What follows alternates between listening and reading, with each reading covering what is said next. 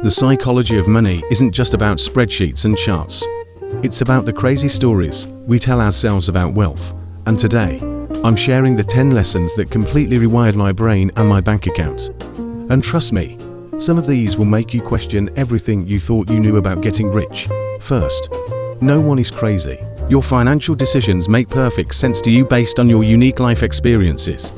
Someone who grew up during a recession will see risk differently than someone who grew up during a boom. We're not all playing the same game, so stop judging your financial journey against someone else's highlight reel. Lesson 2 is a big one. Luck and risk are siblings. When we see someone succeed, we want to replicate their exact steps. But we often ignore the invisible role luck played. The same goes for failure.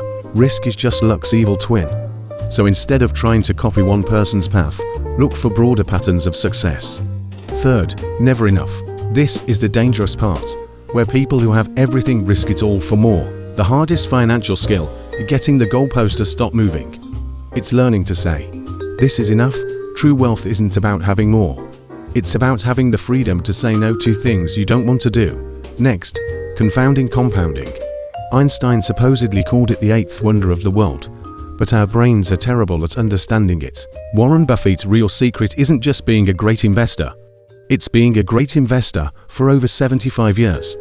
Time is the most powerful force in finance. You don't need huge returns. You need decent returns that you can stick with for a very, very long time. Lesson 5. Getting wealthy versus staying wealthy. These are two completely different skills. Getting wealthy often requires taking risks and being optimistic. Staying wealthy requires the opposite. Humility and a fear that what you've made can be taken away just as fast. It's about survival. You have to be paranoid enough to save like a pessimist, but optimistic enough to invest. Sixth, tails, you win. This blew my mind. Most things in life and business don't work out. We fail. We make bad decisions. We try things that go nowhere, but that's okay. In investing, a small number of events, the long tails, account for the majority of the results.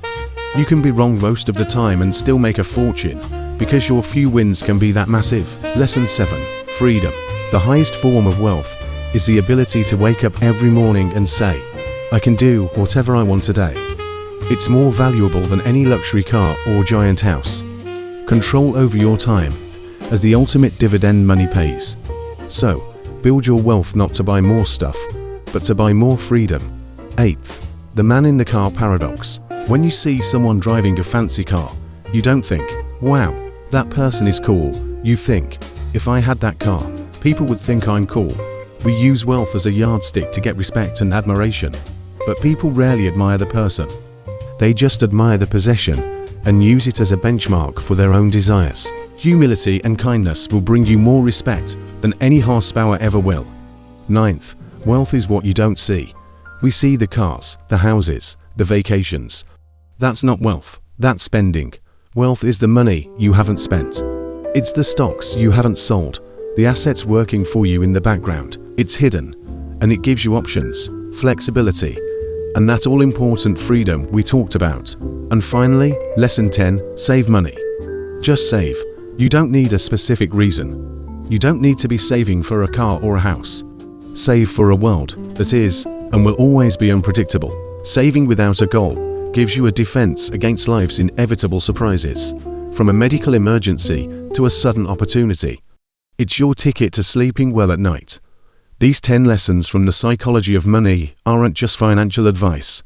They're life advice.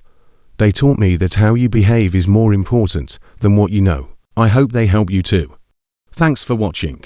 And if this sparks something for you, hit that subscribe button for more. See you next time.